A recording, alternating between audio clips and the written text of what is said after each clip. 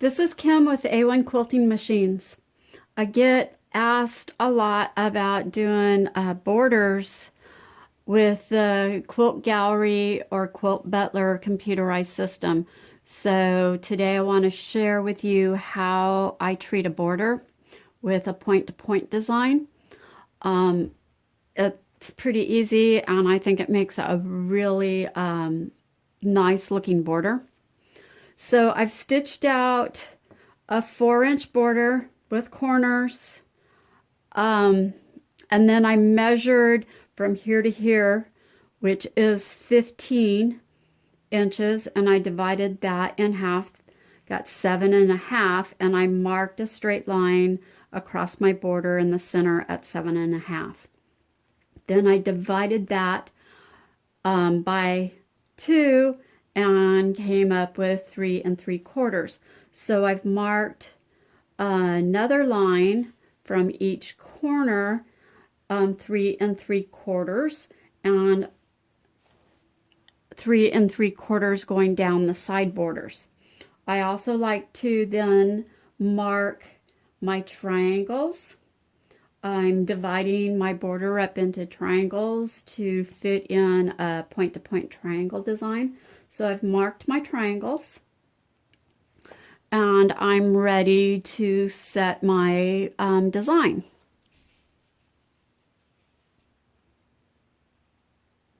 So I have my quilt space on my screen that I've set, and I'm going to go into my edit screen and then to point. I'm going to start in my right-hand side border and the first triangle on that side that I've set.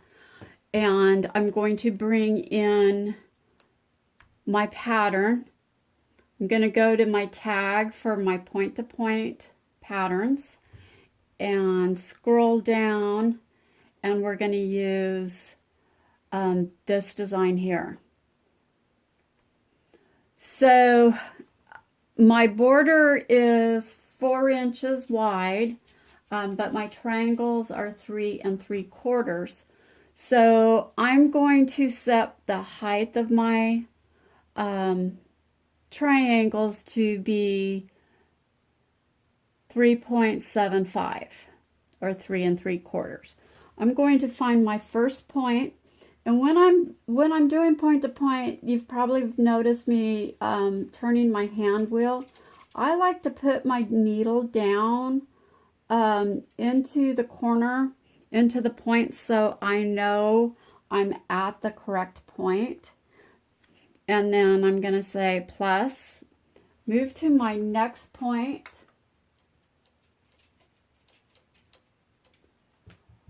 plus, and it put my first design in.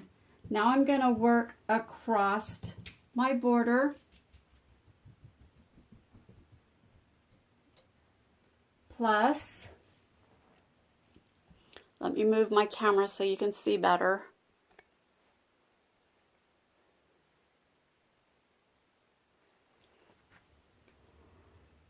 My third point, plus across to my other corner, plus, we went out of the screen, so let me move this over, and then down my side border, plus. So this button on the far right, this is your cut button, and I want to cut my design here because now I'm going to put in my point-to-point design going the opposite direction to fill in the other areas. I don't have enough room to do any more on my side border, so I'm just going to go cut, and then I'm going to move to this inside corner of my border. Plus, move it over to the next point.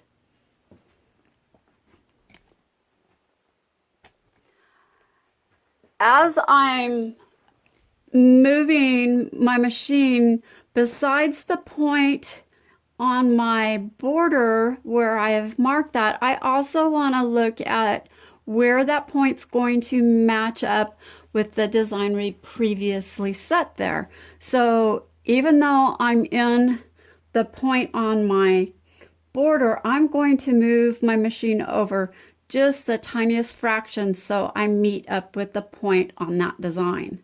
And I'm going to go plus. And I think I missed a step. Nope, there we go. Plus, over to my next point.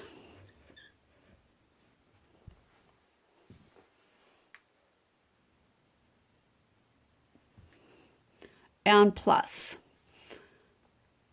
So there's my design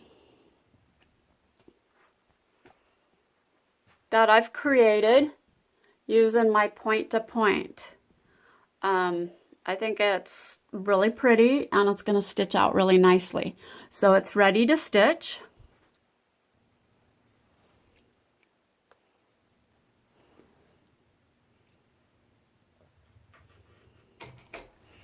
Bring up my bobbin thread. Oops.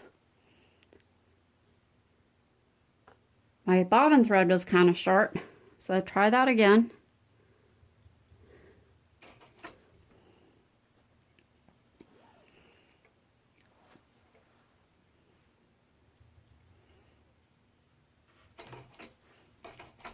Tie off stitch.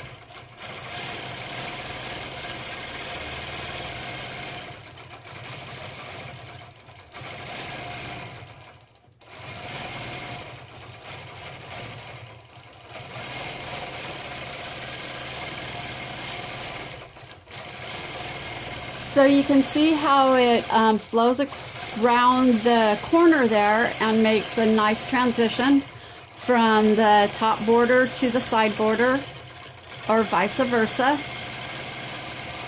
And it's going to stitch all my triangles going across the top, and then it will move to fill in the bottom triangles.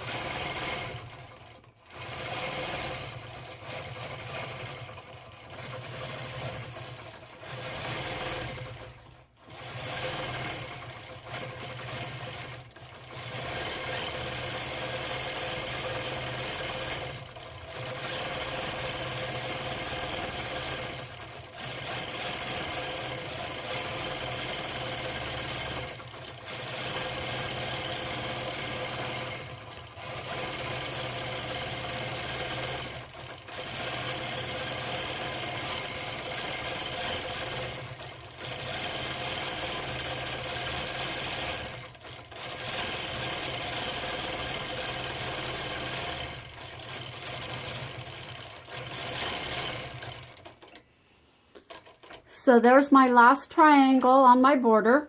So I can continue as I roll my quilt to do my side borders as I go in a point to point. First, I would want to know my measurement of my side borders and figure out the spacing for them by dividing it in half and then dividing again to come up with a number that as close to 3 3/4 as I can. And then I'm going to mark those spaces like I did across the top border. Unfortunately, quilts aren't always square, and even the rectangle square or rectangle quilts, sometimes the distance is only a few inches different from side to side to top to bottom. So you have to do a little bit of more math to figure out your distance to mark your triangles. But once you figure that out and have your sections marked, it's pretty easy to do a point-to-point border with a triangle design. So one of the things I want to point out also is when you're choosing a triangle design, a point-to-point triangle design, you want to have a start and a stop both on the same level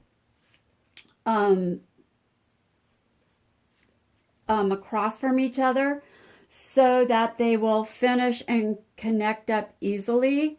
And you can do designs if the start was up, but then you have to do a little bit more math and figuring out what your height of your border is going to be and where you need to set that point. So I find it easier to use designs that are at the very bottom and right across from each other. So hope you give it a try and do some point-to-point borders. If you have any questions, leave me a comment and I will try to answer it as soon as possible. Thank you for watching.